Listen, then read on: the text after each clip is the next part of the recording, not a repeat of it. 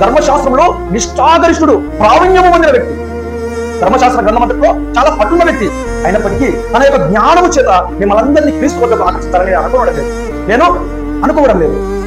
అసలు జ్ఞానము లేని వాళ్ళని దేవుడు వాడుకోవాలని చూస్తే నువ్వు ఇక్కడ నిలబడి నేను జ్ఞానే అనుకుంటే అది ఏమన్నా పద్ధతిగా ఉంటుందా?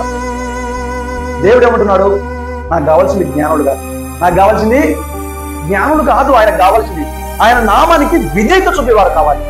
ఇది సాధ్యమా? ఇది సాధ్యమా? దేవునికి అన్ని సాధ్యమే, దేవునికి అన్ని సాధ్యమే. మనం చూస్తే చాలా మంది చదువు రాని వారు బాగా చక్కగా లేఖనాలు వివరించడానికి వారికి ఆ క్షణంలోనే పరిశుద్ధాత్మ దేవుడు వారికి నేర్పిస్తాడు. దేవుని యొద్దకు ఆకర్షించాలని చాలా మంది ప్రయాసపడుతున్నారు. దేవుడు వారికి ఇచ్చిన తలాంతులతో మేము జనాలను ఆకర్షించాలి. నా మాటల చొప్పున నేను బాగా మాట్లాడితే అనేకులు వింటారు కదా, అలాంటి వారినే ముఖ్య ప్రసంగికులుగా పిలుచుకోవాలి అని భ్రమపడుతున్నారు. చాలా మంది భ్రమపడుతున్నారు. ఎందుకంటే దేవుడు నిలవబడిన వ్యక్తి దేవుని చిత్తంలో ఉంటే తన ద్వారా విశ్వాసులతో లేఖనాల ద్వారా మాట్లాడతాడు.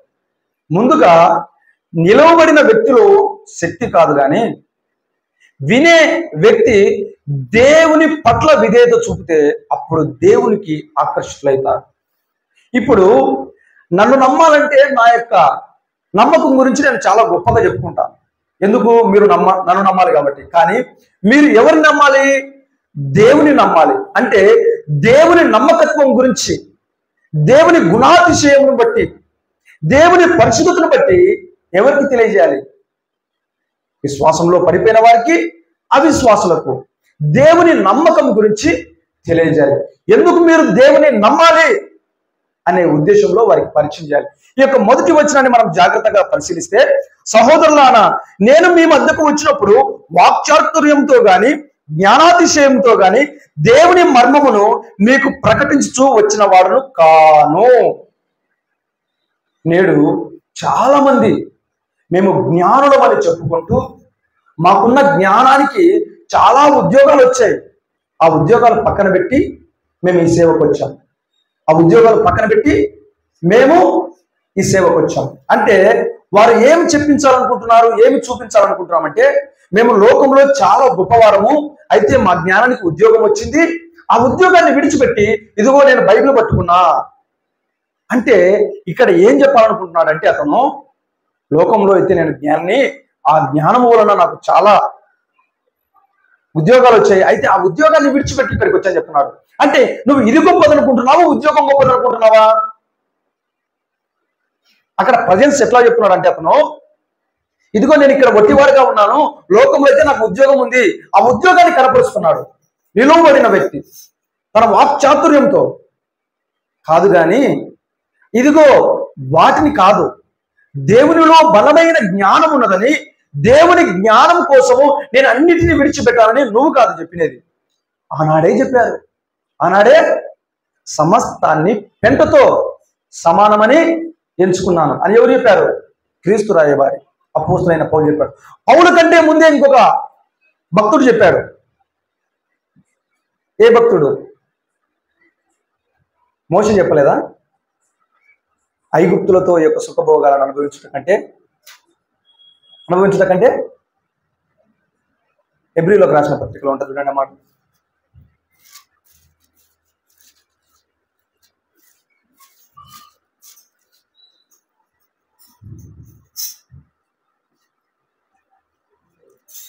పదకొండవ అధ్యాయం 24వ వచనం. మోసే పెద్దవాడైనప్పుడు విశ్వాసమును బట్టి ఐగుప్తు ధనము కంటే క్రీస్తు విషయమైన నింద గొప్ప భాగ్యమని ఎంచుకొని అల్పకాలపు పాప భోగము అనుభవించట కంటే దేవుని ప్రజలతో శ్రమ అనుభవించటం మేలని యోచించి ఫర్రో కుమార్తె యొక్క కుమారుడని అనిపించుటకు ఒప్పుకొనలేదు. అక్కడ ఆయన మహిమ కోరుకోలేదు, దేవుని ప్రజలతోనే నింద భరించాలనుకుంటున్నాడు, దేవుని ప్రజలతోనే జీవించాలనుకుంటున్నాడు. ఈనాడు ఎందుకు ఈ మాట చెప్తున్నానంటే, అపోస్తులైన పౌలు ఈ కొరింథీ సంఘానికి వచ్చినప్పుడు, ప్రారంభము ఈ కొరింథీ సంఘానికి వచ్చినప్పుడు కొరింథీ సంఘంలో చాలా చాలా గొడవలు ఉన్నాయి, చాలా సభ్యుల మధ్య ఐక్యత చెడిపోయింది. సభ్యుల మధ్య సంఘమంతా చెల్లాచెదురైపోయింది. సంఘంలో ఎవరికి వారే యమునా తీరులాగా, ఎవరికి వారే పెద్దలాగా భావించుకొని ఇదిగో నేను గొప్ప నేను గొప్ప అని వారందరూ సమాజముగా ఉండవలసిన వారు, ఐక్యంగా ఉండవలసిన వారందరూ విడిపోయారు. అంతకుముందు అపోస్తులైన పౌలు ఎథెన్సు పట్టణం నుంచి ఈ పట్టణానికి వస్తాడు. ఎథెన్సు పట్టణంలో ముగించుకొని తన సువార్తను కొరింథీ సంఘానికి వస్తాడు. కొరింథీ సంఘానికి వచ్చినప్పుడు కూడా పౌలు భయపడతాడు.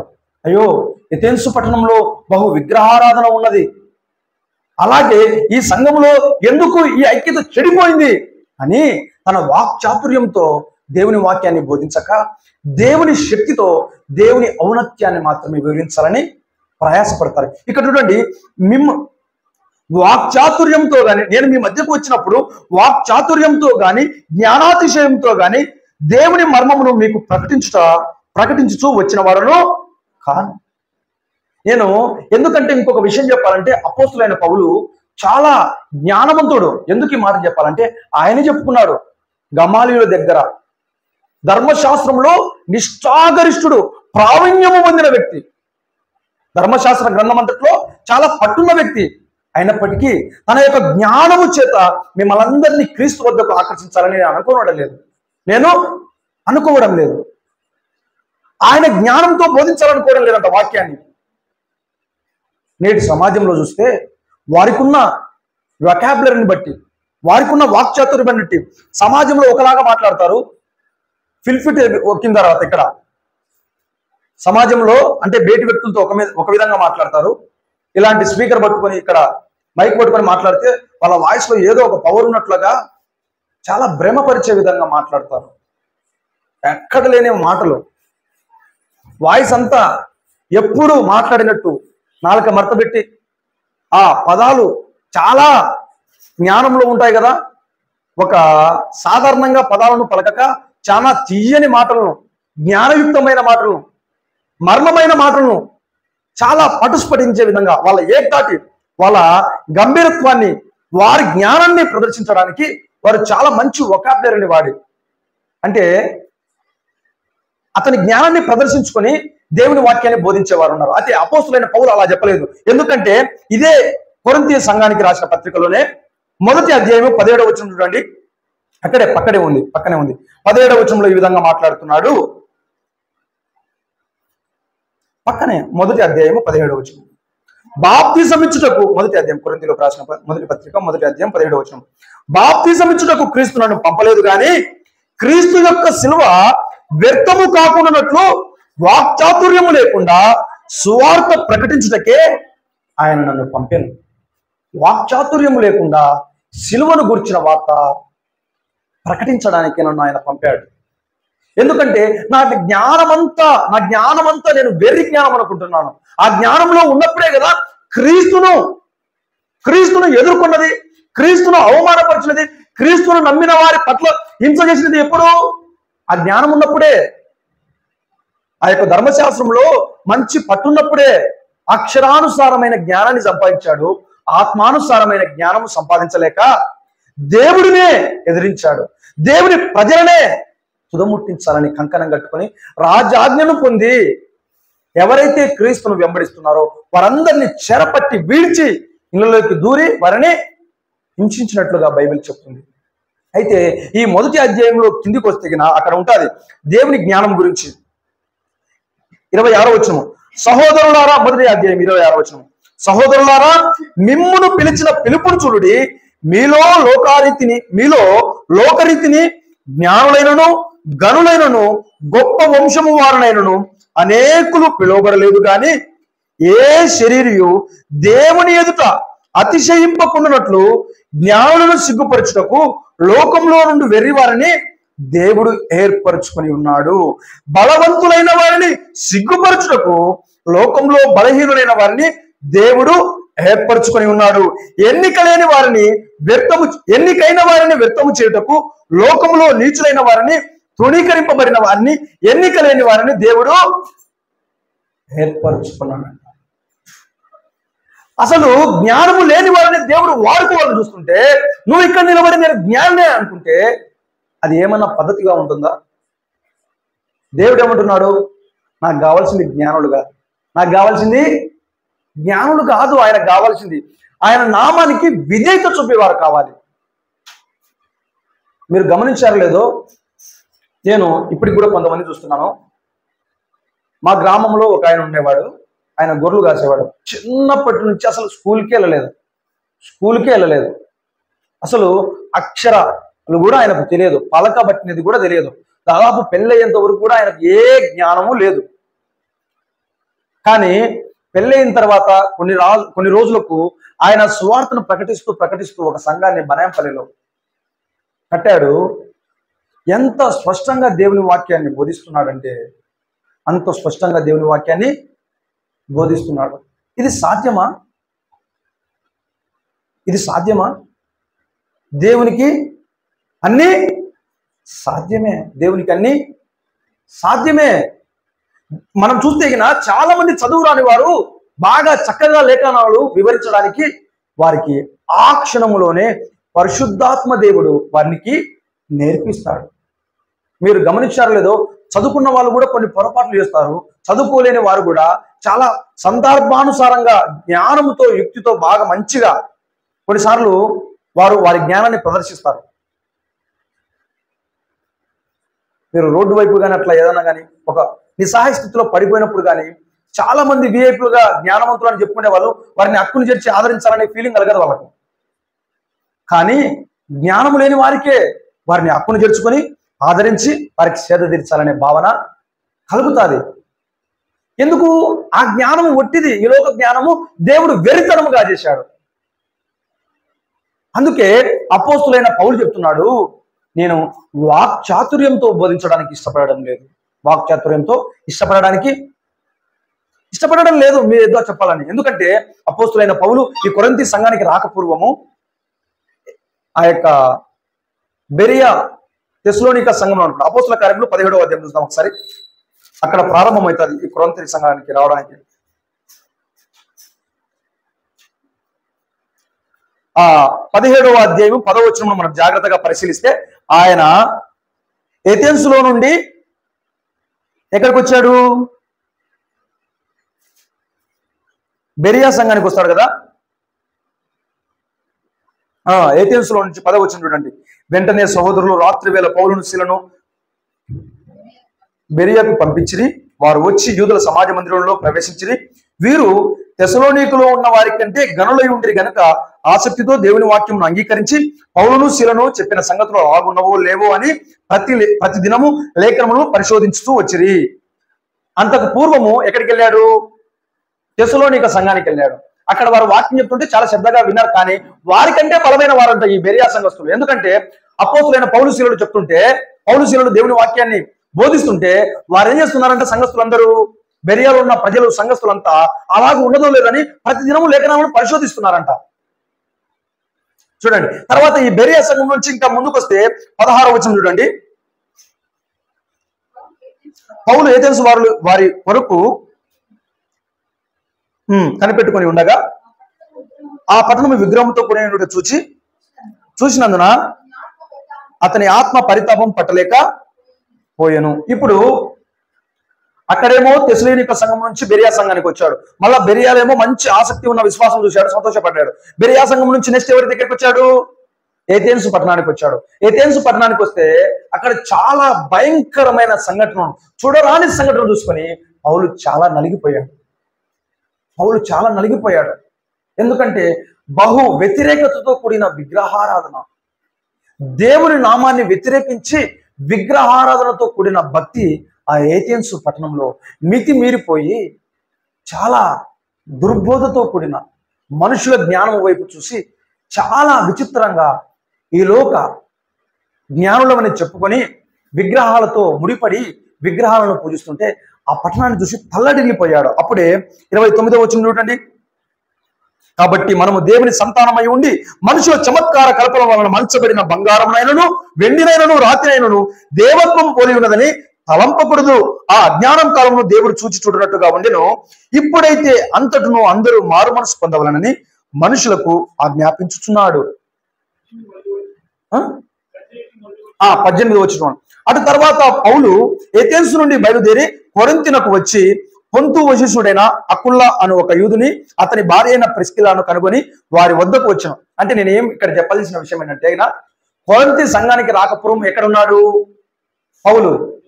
ఏథెన్సులో ఉన్నాడు. ఏథెన్సు రాకపూర్వం ఎక్కడున్నాడు? బెరియాలో ఉన్నాడు. బెరియాకు రాకపూర్వం ఎక్కడున్నాడు? తెస్సలోనికలో ఉన్నాడు. అంటే ట్రావెల్ జర్నీని గమనించాలి. ఫస్ట్ తెస్సలోనికలో ఉన్నాడు, తర్వాత బెరియాకు వచ్చాడు. బెరియాకు వచ్చి చాలా సంతోషపడ్డాడు. ఎందుకంటే వాళ్ళు లేఖనాలను పరిశోధిస్తుంటే చాలా గనులై ఉన్నారని చాలా సంతోషపడ్డాడు. బెరియా నుంచి మళ్ళీ ఎక్కడికి వచ్చాడు? ఏథెన్స్కి వచ్చాడు. ఏథెన్స్కి వచ్చి ఏమని బాధపడుతున్నాడు అంటే చాలా దుఃఖపడుతున్నాడు. ఆయన బహు దేవతారాధనను, విగ్రహంతో కూడిన ఆరాధనను చూసి చాలా నిగ్రహించలేకపోతున్నాడు.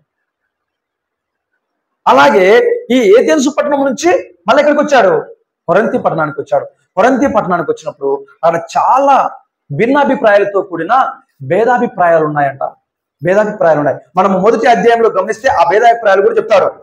ఎక్కడున్నాయి ఆ భేదాభిప్రాయాలు అంటే 11వ వచనం చూడండి. మొదటి అధ్యాయం 11వ వచనం.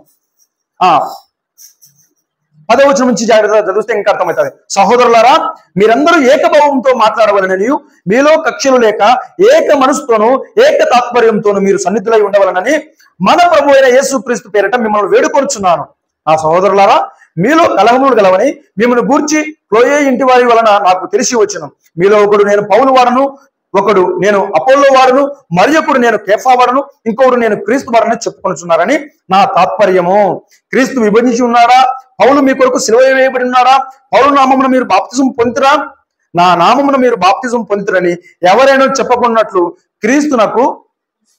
క్రీస్తునకును గాయకునకును తప్ప మరి ఎవరికి నేను బాప్తిజము ఇయ్యలేదు. అందుకే దేవునికి కృతజ్ఞతాస్తుతులు చెల్లించున్నాడు. ఇక్కడ మనుషులకు దేవుని నామాన్ని అంటగడుతున్నారు. మనుషులకు దేవుని నామాన్ని అంటగడుతున్నాడు. మా నాయకుడు ఆయన, నువ్వు కాదు అని ఎవరికి వారు విడిపోతున్నారు. నేను పౌలు వాడును, నేను అపోల్లో వాడును, నేను కేఫా వాడును అని విడిపోయి ఏం జరుగుతుంది? నాయకత్వ లక్షణాలన్నీ కోల్పోయి సంఘము విభజించబడే విధంగా ఉంది. సంఘములో కలహాలు ఏర్పడ్డాయి. వీటన్నిటిని భయపడుతున్నాడు అపోస్తులైన పౌలు. భయపడుతూ దేవా, వీరికి ఎలా జ్ఞానాన్ని నేను బోధించాలని ఆయన నలుగొట్టుకుంటూ దేవుని వాక్యాన్ని వివరిస్తున్నాడు. ఎందుకు? దేవా, నా జ్ఞానముతో వీరిని ఆకర్షించలేను.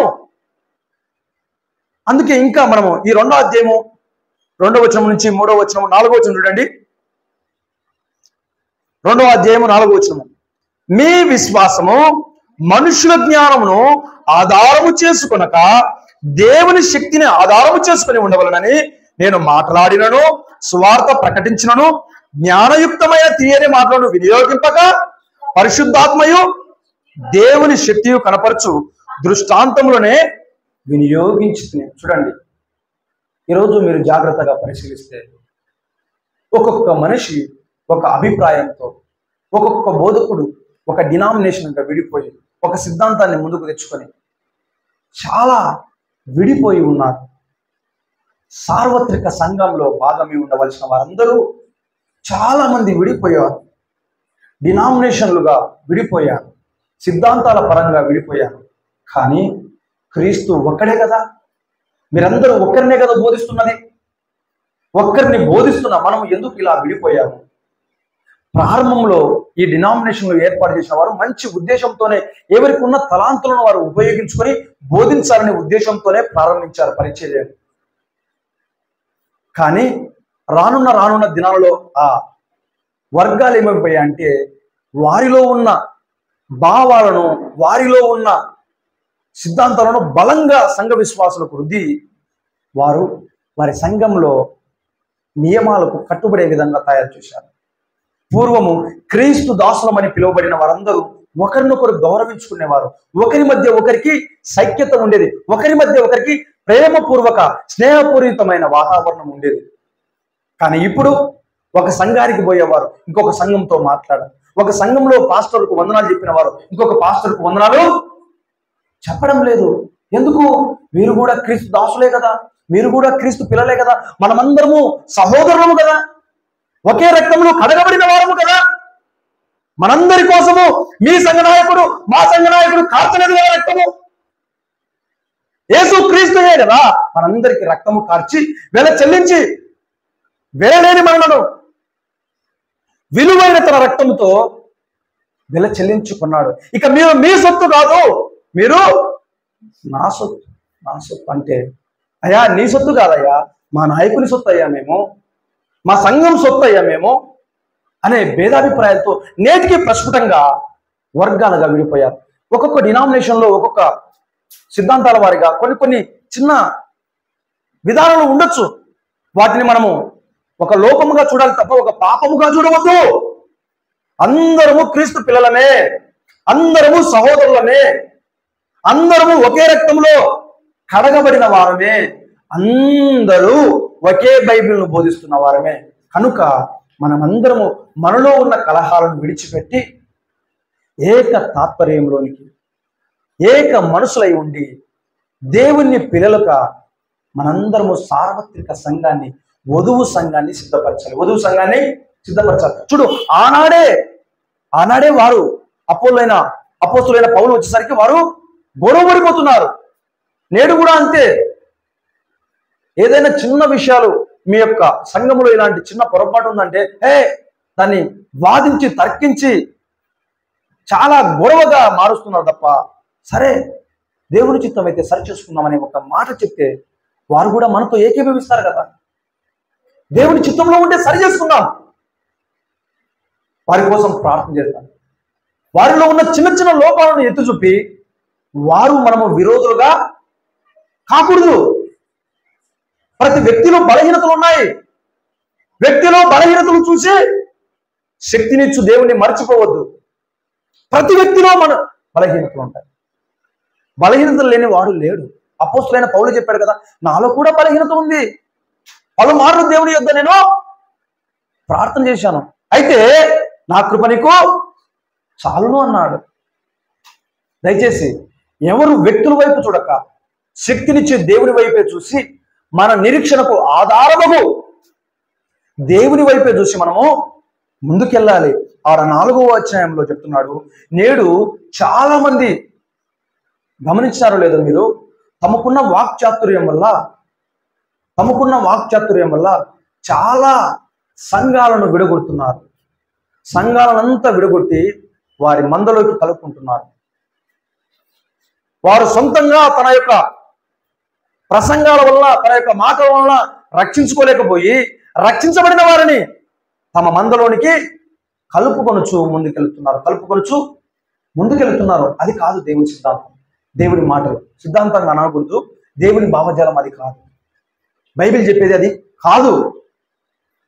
ఎందుకంటే నేడు అనేకులు తన జ్ఞానం వలన, ఇదిగో నేను రక్షించిన పిల్లలు ఎంతమంది ఉన్నారు, నువ్వెలా రక్షించావు, నా తండ్రి ఆకర్షించలేకపోతే నా యుద్ధకు ఏమన్నాడు, ఎవరు రారు. నా తండ్రి ఆకర్షించలేకపోతే ఎవరు నా యుద్ధకు రారు. కొన్నిసార్లు నువ్వు ఎన్ని ప్రసంగాలు చేసినా కూడా మార్పు కలగదు. కొన్నిసార్లు ఎన్ని ప్రసంగాలు చేసినా కూడా మార్పు కలగదు. కానీ దేవుడే వారిని ఆకర్షించాలి. మనము జ్ఞానం అని చెప్పుకుంటున్నాము, మనకు పాండిత్యం ఉందని చెప్పుకుంటున్నారు చాలా మంది, కానీ వారి పాండిత్యం వలన ఉపయోగం లేదు. అందుకే ఏం చేశాడు పేతురే కదా సముద్ర తీరాన చేపలు పట్టడానికి వెళ్ళింది. ఏం చేశాడు, అయ్యా మునిగి తేగిపోయిన నేను దీంట్లో చాలా జ్ఞానవంతున్నాయి చేపలు పట్టే విషయంలో, నాకు తెలుసయ్యా ఈ యొక్క తీరం గురించి, ఈ వల గురించి, ఏ సమయంలో చేపలు వస్తాయి, ఏ సమయం చేపలు పడతాయి నాకు తెలుసు బాగా అంటుంటే, లేదు నువ్వు ఇప్పుడే అంటే, ఇదిగో నీ మాట చొప్పున వేస్తున్నా, నీ మాట చొప్పున ఏమైపోయింది ఆయన జ్ఞానం అంతా ఏమైపోయింది. మనము కూడా కొన్నిసార్లు మనమే గొప్ప అనుకుంటాం, మనమే గొప్ప, నా అంత జ్ఞానం ఎవ్వరికీ లేదని అతిశయపడతాం. ఇది అందరికీ వర్తిస్తాడు, అతిశయపడతాం. కానీ దేవుడు అంటున్నాడు నీ జ్ఞానం కాదు, ఆయన జ్ఞానం కావాలి. అప్పుడు పేతురు వెంటనే వెంటనే వలవేయగా విస్తారమైన చేపలు పడ్డాయి. అప్పుడు పేతురు చేపల వైపు దుల్లా, ఆయన పాదాల దగ్గర పడిపోయాడు. ఆయన గొప్పతనాన్ని, ఆయనలో ఉన్న ఔన్నత్యాన్ని గుర్తించాడు. ఇంకా చేపలు పడ్డాయి కదా, చాలా సంతోషమై, చాలా ఒక వారం రోజులు లేదా ఒక నెల భత్యం వచ్చింది మాకు అని సంతోషపడ్డా. ఈయన ఔన్నత్యాన్ని, ఈయన గొప్పతనాన్ని, క్రీస్తులో ఉన్న ప్రేమను తెలుసుకొని ఆయన దగ్గరకు వచ్చి పాదాల దగ్గర పడ్డాడు. మనము కూడా కొన్నిసార్లు చాలా జ్ఞానవంతులు అనుకుంటాం, పనికిరాదు మన జ్ఞానము పనికి రాదు.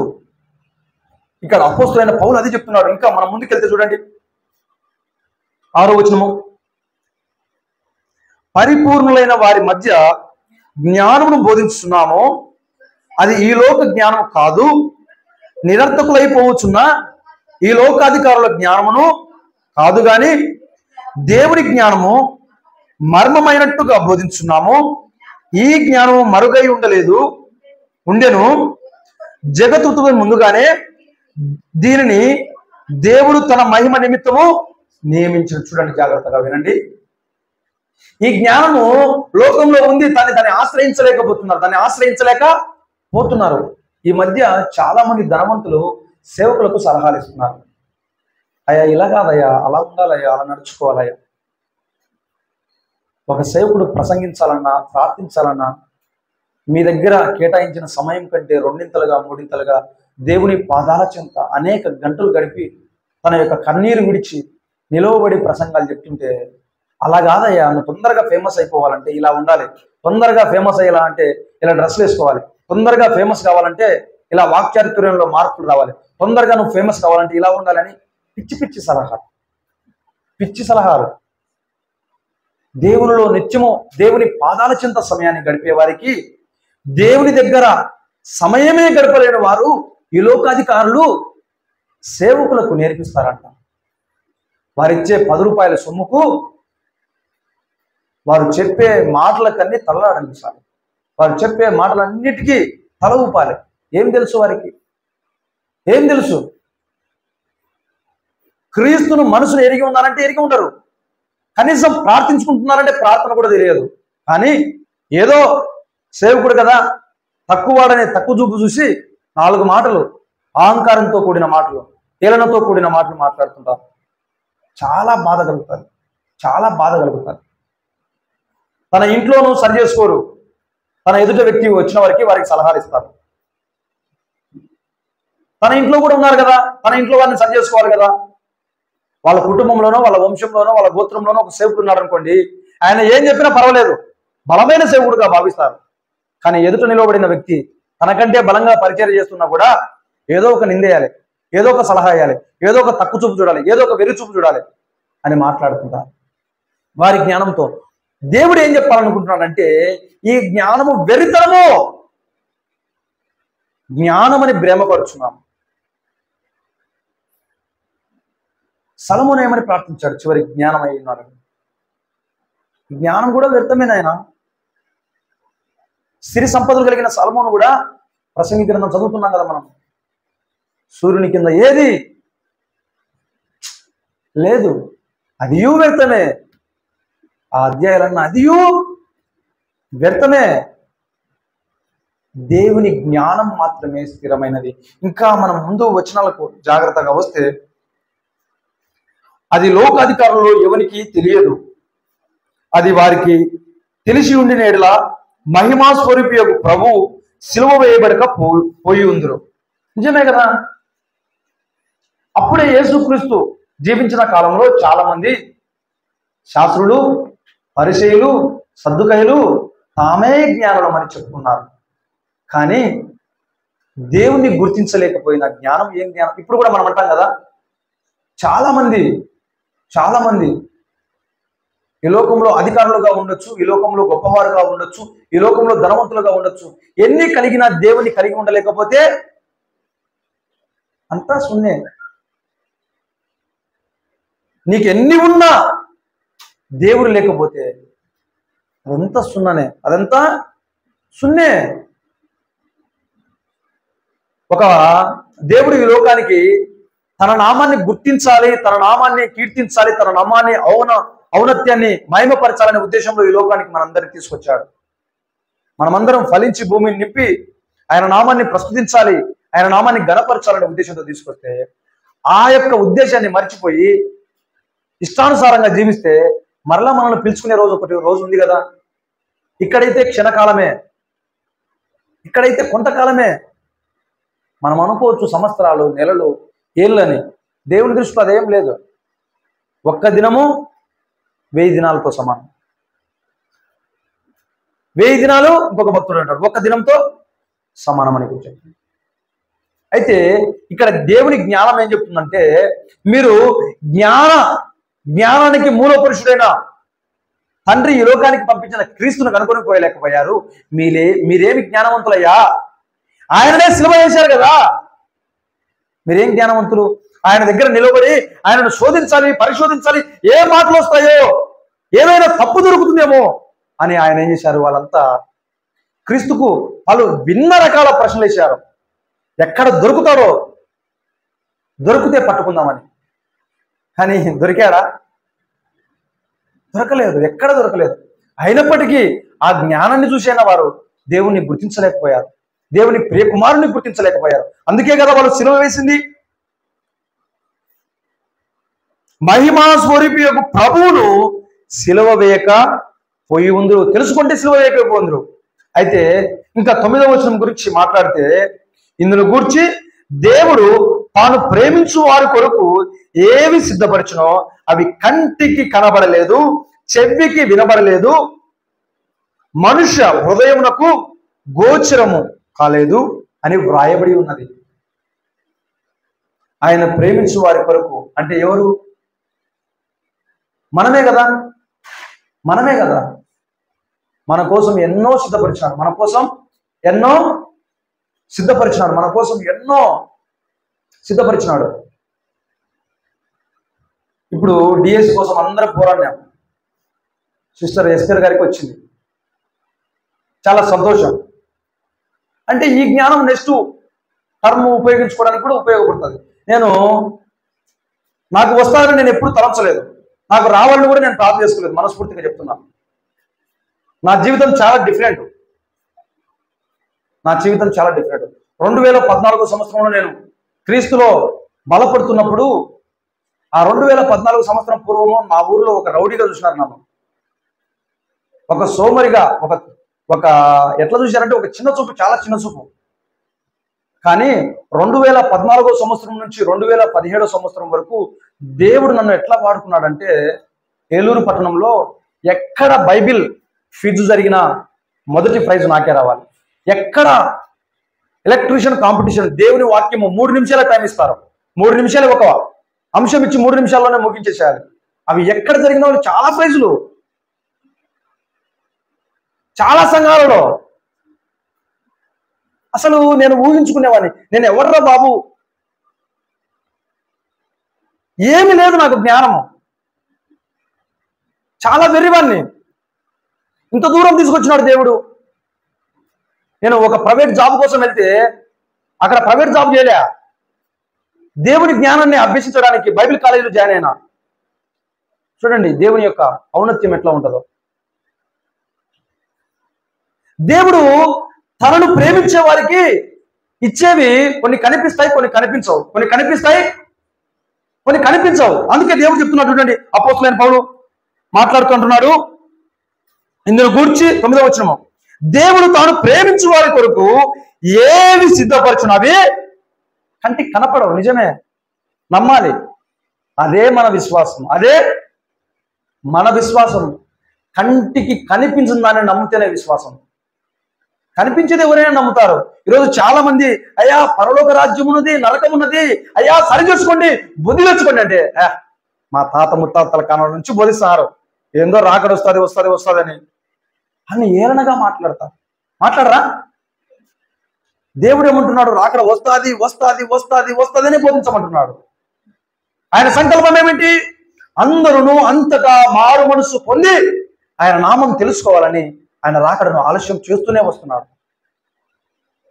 కానీ ఇలాంటి మాటలు చెప్పే వారికి లోకంలో వెర్రివారిగా చూస్తారు, ఒక పిచ్చివారిగా చూస్తారు. ఇప్పుడు నేను ఒకరోజు ఆ రిజల్ట్ వచ్చిన తర్వాత చాలా బాధపడినాను. నేను వాస్తవం చెప్తున్నాను, దేవుని సన్నిధిలో నిలబడి. నాకు రాదని ఎప్పుడో తెలుసు, నాకేం పెద్ద జ్ఞానం లేదు, నేను ఎక్కువగా గుర్తుపెట్టుకోలేను. కానీ నేను చాలా నమ్మిన ప్రభాకర్ సార్కి వస్తుందని. నాకు నాకు రాయనందుకు బాధలేదు, ప్రభాకర్ సార్కు రానందుకు చాలా లైఫ్ ఊహించుకున్నాం మేము. సంఘానికి సపోర్టుగా, తన యొక్క వివాహ జీవితంలో కానీ చాలా. అయితే ఆ సమయంలో నేను ఒక వీడియో చూశాను, ఒక 45 సెకండ్స్. అయితే దేవుని పిల్లలను ఎట్లా వాడుకుంటాడంటే, ఆయన ఒక్కొక్కరిని ఒక రీతిగా వాడుకుంటాడు, ఒక్కొక్కరిని ఒక రీతిగా వాడుకుంటాడు. అందరినీ ఒకలా వాడుకోడు, అందరినీ ఒకలాగా. నిలబడతాడా పడిపోతాడా చూద్దాం అనుకుంటాడంటే దేవుడు. నిలబడతాడా? అన్నీ మన పితరుల కాలం నుంచే తీసుకోవాలి. బైబిల్లో ఉండే రెఫరెన్స్లన్నీ నిన్నటి గురువారం బైబిల్ స్టడీలో చూసాం కదా, యోబు గురించి. అంటే ఆయనతో సమానంలో మనకి ఎవరు కాదు, కానీ అవి మనకు దృష్టాంతాలుగా నేర్చుకోవాలి కదా. మనము కూడా ఒక ఉదాహరణలాగా ఉండాలి కదా లోకానికి, మనం కూడా ఒక ఉదాహరణలాగా ఉండాలి కదా. అవి దేవుణ్ణి తను ప్రేమించే వారికి కంటికి కనపడవంట, కంటికి కనపడవంట, చెవికి వినపడ, అయినా విశ్వాసం ఉంచాలి. అయినా పరలోకం ఎవరికైనా కనిపిస్తుందా? ఎవరైనా పోయిన వాళ్ళు ఉన్నారా? యెరూషలేము యాత్ర చూసి వచ్చినట్టు పరలోక యాత్ర చూసి వచ్చారు, బాగున్నాయి అక్కడ. చాలా మంది చెప్తుంటారు కదా, ఇంటి దగ్గర మాట్లాడుతుంటారు కొందరు స్త్రీలు, ఆ బాతులు గాయడానికి, ఆ చెట్లకు నీళ్లు పోచాను, ఏదో చూసి వచ్చినండి మాదిరి. మేము పాపలం లేనైనా, మీరైనా ప్రార్థన పోతారు కదా, కనీసం ఆయన గేట్ కాడ అట్లా చెట్లకు నీళ్లు పట్టడము, చిన్న చిన్న పనులు చేసుకుంటారు అని చెప్తుంటారు. ఎవరిని సూచించినారా పరలోకం? చూడలే. అదే మన నిరీక్షణ, అదే. ఎందుకు ఇదే చెప్తున్నాడు దేవుడు. తోమా గారు కూడా ఆయన చనిపోయి మృత్యుంజయుడి తిరిగి లేచిన తర్వాత యేసుక్రీస్తుని చూసి ఏమన్నాడు? భూతం, దయ్యమని భావించాడు, దేవుణ్ణే భూతంగా భావించాడు తోమా గారు. చూడు, వచ్చి నీ బ్రేలు నా చేతిలో పెట్టి చూడు అంటే చూసి, నిజమే దేవుడా, నువ్వు దేవునివే అంటే ఆయన అన్నాడు, అరే బాబు, చూచి నమ్మిన వారి కంటే చూడక నమ్మిన వారు దాన్ని. అన్ని చూసి నమ్మాలని భ్రమపడితే ఎట్లా? కొన్ని చూడని కార్యాలు కూడా ఉంటాయి. అనేకులకు సాక్షులుగా ఉండాలి కదా. అనేకులకు ఏదైనా పొందుకున్నప్పుడే బలంగా నిలబడాలా, పొందుకోలేకపోయినప్పుడు కూడా బలంగా నిలబడదాం. ఆయన ఔన్నత్యాన్ని వివరిద్దాం. ఎక్కడ మన మాట వలన. ప్రకాష్ గంటల గారు నాకు 2014 సంవత్సరం నుంచి బాగా ఆయన ప్రసంగాలు రక్షణ టీవీ ఛానల్లో అసలైన ప్రశ్న శిశులైన జవాబు అనే అంశాల్లో చూశాను. బాగా బుక్ పెట్టుకొని రాసుకునేవాడిని. నాకు 2014లో డైరీ ఇప్పటికి కూడా ఉంది నా కాడ. అప్పుడు నేను కొన్ని పుస్తకాల మధ్య, ఒక పాఠ్యాంశాల మధ్య రాసేవాడిని. అప్పటి పాఠ్యాంశాలు కూడా నా దగ్గర ఉన్నాయి. వాళ్ళు చెప్పే అంశాలన్నీ బాగా నోట్ చేసుకునేవాడిని. ఆయన ఒక కిడ్నీ ఫెయిల్ అయ్యి తన వ్యక్తిగతంగా చాలా అనారోగ్యంతో బాధపడితే ఒక్కనాడు కూడా ఈ లోపం కోసం ప్రార్థన చేయలేదంట. ఈ లోపం కోసం ఆయన అంటాడు, దీన్ని బాగు చేస్తే ఎవరైనా నిలబడతాడయ్యా, బాగు చేయకుండా నిలబడితేనే కదా నా దేవుని ప్రేమ, నేను ఔన్నత్యాన్ని వివరించేది. పడిపోకుండా నిలబడాలి కదా మనము. ఎప్పుడే కానీ 35 సంవత్సరాలు, దాదాపు 30 సంవత్సరాలు పైచిలుకైనా ఆ కిడ్నీ వ్యాధితోనే పోరాడినాడు. ఎక్కడైనా సంఘం కట్టలే. ఉన్నది ఉన్నట్టుగా బోధించాడు. ఆయన ప్రసంగాలలో ప్రతిదీ పరలోక సంబంధమైన నిగూఢమైన అర్థంతో, భావజాలంతోనే బోధించాడు. ఎక్కడ ఎవరిని మెప్పించాలని బోధించలేదు. ఉన్నది ఉన్నట్టుగానే దేవుని ఔన్నత్యాన్ని వివరించాడు. ఆయన ప్రసంగాలు ఏంటే ఎంత మంచి హత్తుకుంటాయంటే దేవుడు అట్లా వాడుకున్నాడు. ఈ సమాజం ఏం చేస్తుందంటే మంచిగా ఉన్న వారిని ఉన్నప్పుడు వాడుకోవడం లేదు. ఏంటో ఈ పాడు సమాజం. బాగా లోకంలో జ్ఞానులు ఉన్నప్పుడు ఆ సేవకులు ఉపయోగించుకోలేరు. సేవకుడు చనిపోయినాక అబ్బా గొప్పోడు చనిపోయినాడు అని చనిపోయిన చిన్న వీడియోలు షేర్ మీద షేర్ చేస్తుంటారు. ఏం బ్రతికున్నప్పుడు పిలుచుకొని వాడుకోవచ్చు కదా. వాస్తవంగా మన తమ్ముడులో విలియం కేర్ ప్రోగ్రామ్కి ఆయన పిలిచాలని చాలా ప్రయాసపడ్డాం. అప్పుడు ఆయన బెడ్ రెస్ట్ ఉన్నాడు. అంటే ఒక నెల ముందు ఆయన షెడ్యూల్ తీసుకుందామని ఫోన్ చేసి ప్రయాసపడినారు మత్తయ్య గారు. అయితే అప్పటికే ఆయన రెస్ట్లో ఉన్నారు, అంటే 1.5 month పడకలోనే ఉన్నారు. ఆయన ఉన్నప్పుడు వాడుకోలేదు వాళ్ళ జ్ఞానము, వ్యతిరేకిస్తున్నాడు. అంటే వాళ్ళ ఉద్దేశం ఏంటంటే మా సంఘంలో ఏమైనా లోపాలు ఉంటే ఈయన ఎత్తి చూపితే రేపు నుంచి సంఘానికి ఎవడొచ్చాడు అనేది వాళ్ళ భయం, అనేది వల్ల. ఇప్పుడు ఒక బిజినెస్ రన్ చేస్తున్న బిజినెస్ మ్యాన్ ఏం చేస్తాడంటే, ప్రభుత్వ అధికారి బాగా లొంగకుండా కరెక్ట్ గా చేసేవాడిని ఎవరైనా ఆతిథ్యానికి పిలుస్తాడా? పిలిచాడు. మీరు గమనించినారు లేదో, పర్ఫెక్ట్ గా ఒక అధికారి తన యొక్క ఉద్యోగాన్ని నిర్వర్తిస్తుంటే, బాధ్యత నిర్వర్తిస్తుంటే, తన ఇంట్లో చిన్న కార్యక్రమాలు కూడా పిలిచారు వాళ్ళను. ఎందుకు? వీళ్ళతో పరిచయం పెట్టుకుంటే ఎప్పుడైనా కానీ మన బిజినెస్ లోకి ఎంటర్ వాళ్ళయి మనలో ఉన్న లోపాలు ఎత్తి చూపి సమాజంలో భ్రష్టు పట్టిస్తాడని. వీళ్ళు కూడా అంతే, సంఘాలలో లోపాలు ఉన్న వారు చేస్తారంటే అలాంటి వారిని పిలుచుకొని వాడుకోరు. ఎందుకు? వారు వ్యక్తి చూపుతారు. వారు అపోస్తులైన పేతురు గారు దేవుని వాక్యాన్ని వివరిస్తుంటే ఆ వాక్యము వారిలో గుచ్చుకుందంట, పొడవబడిందంట. అపోస్తుల కార్యములు 2వ అధ్యాయంలో ఉంది కదా మాట, గుచ్చుకొని పొడవై మూర్ఖులకు ఈ తరానికి వేరే రక్షణ పొందండి. ఆయన వచ్చి ఏం చేస్తాడంటే ఇక తప్పుగా ఉన్నవన్నీ సరిచేస్తాడు. అప్పుడు అలాంటి వారిని స్వాధీనపరచు అంటే ఆహ్వానించరు. గతంలో చూసాం మనం ప్రవీణ్ పగడాలను కూడా చాలా జ్ఞానయుక్తమైన మాటలతో అనేక సంఘాలను వ్యక్తులను ప్రభావితం చేశాడు. దేవుని జ్ఞానంతో, తన జ్ఞానంతో కాదు, దేవుని జ్ఞానంతో అనేకులను దేవునికి దాసులుగా మలిచాడు. కోల్పోయిన తర్వాత వారిని, మన సంఘ సేవకులను కానీ ఎవరినైనా కానీ మన దగ్గర ఉన్నప్పుడే వారి జ్ఞానాన్ని పొందుకుందాం. వారి జ్ఞానాన్ని కోల్పోయినాక ఏమంటా వస్తుందా? మన పల్లెటూరులో చనిపోయిన సమాధుల బాక్స్ దగ్గర, అంటే చనిపోయిన శవం దగ్గర ఏడుస్తుంటారు. పార్థివ దేహం, ఆ దేహం దగ్గర నిలబడి ఏడుస్తుంటారు. ఇప్పుడు చూడు నాయన నీ కొడుకు వచ్చినాడు, ఒక్కసారి మాట్లాడు నాయన నీ కొడుకు వచ్చినాడు. బతికి ఉండగా మాట్లాడలే, చచ్చిపోయినాక వచ్చినాడు, ఇప్పుడు మాట్లాడు నువ్వు ఒక్కసారి. ఎవరు వచ్చినాడు చూడు, చూచాడు ఆయన. నీకోసం అన్ని సిద్ధపరిచినాను, నీకోసం మంచి వంటలు చేసినాను, వచ్చాడా? రాడు. అంటే ఏం సమయం ఉండంగానే సద్వినియోగం చేసుకోవాలి. ఎవరినైనా, సేవకులైనా, సువార్థికులైనా, విశ్వాసులైనా, మన బంధువులైనా, మన తల్లిదండ్రులైనా, ఎవరినైనా కానీ వారు ఉన్నప్పుడే వారికి ఇష్టమైన వంటలు కానీ, అదేంటో చనిపోయినాక ఆ బరియల్ గ్రౌండ్ చూస్తే ఎన్నడూ లేని విధంగా ప్రేమ పరితాపమై అబ్బబ్బబ్బబ్బా వారు ఏమేమి తింటారో అన్ని సమాధులు పెట్టేస్తారు. సమాధి గారికి ఏం తీసుకుపోతారు, సమాధులు పెట్టే ప్రయాస చేయరు. ఆడ బూడ్చే వాళ్ళే అన్ని ఎత్తుకొచ్చుంటారు. వాళ్ళే సలహా ఇస్తారు. ఎప్పుడైనా తాగేవాడా అయితే ఖచ్చితంగా పెట్టాలి. ఆయన తాగుతాడా? అప్పుడు ఎన్నడూ అన్నం పెట్టని కొడుకులు కూరలు వచ్చి మంచి మేకపోతను పట్టుకొని జ్ఞాపకార్థ కొడిక ప్రేమ విందు. ఈ మేకపోతను కొని పెట్టే డబ్బులతో ఆయనను బ్రతికించింటే ఒక నెలనో 2 నెలలో 3 నెలలో బతికేవాడు కదా. బతుకుతాడా లేడా? అప్పుడు ఎవరు ప్రేమగా మాట్లాడరు. అప్పుడు అందరూ వచ్చి చున్నికొచ్చి అప్పుడు చెప్తున్నారు చాలా గొప్పోడున్నా, అబ్బా అసలు భలే మంచోడున్నా. అంతకుముందు ఎవరు పట్టించుకోరు. ఈ శాస్త్రులు, పరిచయులు, శుద్ధిపేలు కూడా అంతే. యేసుక్రీస్తు ఉన్నప్పుడు తన యొక్క మహిమను గుర్తించలేకపోయారు. అపోస్తలుడైన పౌలు కూడా అంతే కదా. సౌలుగా ఉన్నప్పుడు దేవుని మహిమను గుర్తించారా? గుర్తించలేదు. ఎందుకు? నేనే జ్ఞానం అనుకున్నాడు. ఆ జ్ఞానం ఏం జ్ఞానం? వెర్రి జ్ఞానం. ఏం కాదు, బైబిల్ చెప్తుంది వెర్రి జ్ఞానం. గొప్పోడు అనుకున్నాడు. ధర్మశాస్త్రంలో నిష్ఠా ప్రావీణుడిగా పొంది, గమాలీయుల దగ్గర విద్య పొంది, రాజు దగ్గర ఆజ్ఞ పొంది, ఇదిగో ఎవరైతే యేసుక్రీస్తు నమ్ముతున్నారో వాళ్ళది నాకు అప్పగి, నేను చూసుకుంటే వాళ్ళ కథ అని అప్పగించబడ్డాడు. వాళ్ళ జ్ఞానం ఎట్లా ఉంటుందో చూడండి. దేవుడు ఎవరిని ఎలాగా మార్చుకుంటాడో ఆ ఆజ్ఞ పొంది క్రైస్తవులను హింసించడం పొంది ఏమైపోయాడు? లాస్ట్కు దేవుని యొద్ద పాదాల చింత పడిపోయి అప్పటి నుంచి పరిచర్య ప్రారంభించాడు. అలాగే బైబిల్లో ఇంకొక ఆయన గురించి కూడా ఉంది.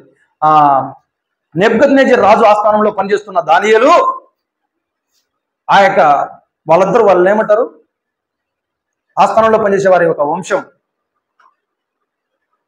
అష్షూరులు. 6వ అధ్యాయం చూడండి దానియేలు గ్రంథంలో. వాళ్ళంతా భూమి కూడా ఏం చేశారంటే ఎట్లాగైనా నన్ను చంపాలి, ఎట్లాగైనా ఆ వంశం పేరు చూడండి.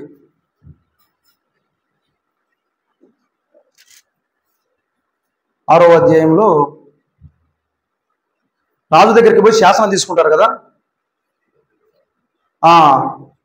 ఆరో అధ్యాయం 8వ వచనం. మాదిల యొక్కయు పారసికుల యొక్కయు పద్ధతులను అనుసరించి స్థిరమగు శాసనముగా ఉన్నట్లు దాని మీద సంతకం చేయమని మనవి చేశారు. వీళ్ళందరూ చేశారంటే ఆ రాజు దగ్గరికి వెళ్ళి ఒక శాసనం తీసుకున్నారు. ఏమని? ఇదిగో, నీకు ఎవరైనా ప్రార్థన చేయకుండా నిన్ను తప్ప ఎవరినైనా ప్రార్థన చేసినా వారిని సింహాల బోనలో పడేయాలి, సింహాల బోనలో పడేయాలి. వీళ్ళ మాట చొప్పునే రాజు కూడా ఏమైపోయాడు? లొంగిపోయాడు. తను కూడా బాధపడినాడు. ఓహో, దానియేలును హతమార్చడానికే వీరు పన్నాగం పడింది అని బాధపడి ఆ సింహాల బోనలో వేసిన తర్వాత రాత్రంతా రాజు చేశాడు. నిద్రపోలే, ఆహారం తీసుకోలే, ఉపవాసం ఉండి నాట్య గంతులందరినీ బంద్ చేశాడు. రాజు చూడండి, దేవుడు ఎంత కనువిప్పు కలిగిస్తాడో. ఎవరినైనా మార్చగలడు, ఎవరినైనా మార్చగలడు. చూడు, రాజు నేనే దేవుణ్ణి, నన్నే పూజించాలనే రాజు దానియేలును సింహపురంలో వేస్తే రాజు ఏం చేస్తున్నాడు? ఉపవాసం ఉన్నాడు. రాజు 6వ అధ్యాయం చూడండి, 15వ వచనము. 6వ అధ్యాయం 15వ వచనము. ఆ మనుషులు దీన్ని చూచి రాజు సన్నిధిని నిలిచి, రాజు సన్నిధికి సందడిగా కూడి వచ్చి, రాజు స్థిరపరిచిన శాసనమును గాని తీర్మానమును గాని ఎవడునూ రద్దుపరచజాలడు. ఇది మానవులకు పారసికులకును విధి అని తమ్ముడు వాళ్ళు ఏం చేశారంటే చూడండి, రాజు ఇచ్చిన ఆజ్ఞ రాజుకి చెప్తారు. ఎంత విచిత్రమో ఈ వచనం జాగ్రత్తగా పరిశీలించండి మీరు. రాజు ఒక ఆజ్ఞ ఇచ్చినాడు. ఆ ఆజ్ఞ ఇచ్చిన తర్వాత రాజు ఏమన్నా మార్చుకుంటాడని రాజుకేమో చెప్తున్నారు. ఇదిగో, ఒకసారి ఆజ్ఞ ఇస్తే దాన్ని తప్పకూడదు, తప్పక పాటించాలని ఎవరికేమో చెప్తున్నారు. రాజు కింద పనిచేసే వాళ్ళు రాజుకు పోయి మళ్ళీ చెప్తున్నారు, ఎక్స్ప్లెయిన్ చేస్తున్నారు. ఇదిగో రాజా, ఒక రాజు ఆజ్ఞ ఇచ్చినాడు అనుకో, ఆజ్ఞను మార్చుకోవడానికి వీలు ఉండదు. మా వంశస్థులంతా మేము స్థిరపరుస్తాం దాన్ని ఎవరు రద్దుపరచగలరు అని చేసి దానియేలును సింహపురంలో పడేశారు. రాజుకే మనసు చెలించిపోయి ఆ రాత్రంతా ఉపవాసం ఉండి నిద్ర మేలుకోలుకోకుండా తెల్లారితోనే పరిగెత్తుకుని వేగిరగా వెళ్ళి ఏమన్నాడు? జీవము గల దేవుని సేవకుడైన దానియేలు, నీ దేవుడు నిన్ను కాపాడాడు కదా. ఎంత నమ్మకము చూడండి. అన్యుడైన రాజు దానియేలు భక్తి మీద ఎంత నమ్మకం పుట్టించిందో. అలాంటి రోషము కలిగిన భక్తులు లేవాలి, అలాంటి రోషము కలిగిన విశ్వాసులు లేవాలి. నీ రోషమును చూసి ఏబు గ్రంథం అనుకుంటా, నీ భక్తి నీకు ఏబు గ్రంథమే కదా. నీ భక్తి నీకు రోషం పుట్టిదా? రోషం కూడా ఉంటుంది, ధైర్యము పుట్టించదా? దానియేలు భక్తి రాజునే మార్చేసింది. రాజు తెల్లారులు నిద్రపోకుండా పొద్దున్నే వేకుజామునే చూడండి, ఆ వచనం కూడా అంటారు చూడండి, 19వ వచనం, 6వ అధ్యాయం 19వ వచనం. ఎన్నో వచనం చదువుతున్నావు నువ్వు? 6:18. రాత్రంతా ఉపవాసం ఉండి నాట్య వాయిద్యములను జరగనీయలేదు, అతనికి నిద్ర పట్టకపోయాను. తెల్లవారుజామున రాజు వేగిరనే లేచి సింహాల గుహ దగ్గరకు త్వరపడిపోయాను. అతడు గృహ దగ్గరకు రాగానే దుఃఖ స్వరముతో దానియేలును పిలిచి, జీవము గల దేవుని సేవకుడైన దానియేలు, నిత్యము నీవు సేవించున్న నీ దేవుడు నిన్ను రక్షింపగలిగినా అని అతన్ని అడిగాడు.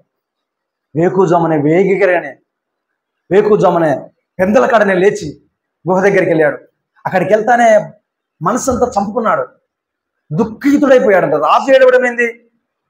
ఆ రాజు ఎవరెక్కడంటే మనం పాత సినిమాలో చూస్తున్నాం కదా, చిత్తం ప్రభు అని వంగి ఆస్థాన కవులు ఎంతో మంది వస్తారు.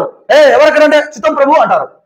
అలాంటి రాజు తెల్లవారులంతా నిద్ర మేలుకొని ఉదయాన్నే పరిగెత్తుకొని ఆ సింహాల బోర్డు దగ్గరికి వచ్చి ఏమంటున్నాడు? దుఃఖముతో, జీవము గల దేవుని సేవకుడైన దానియేలు, నీ దేవుడు నిన్ను రక్షించగలిగాడు కదా అని మాట్లాడుతుంటే ఎంత ఔన్నత్యం దేవునామానికి చూడండి.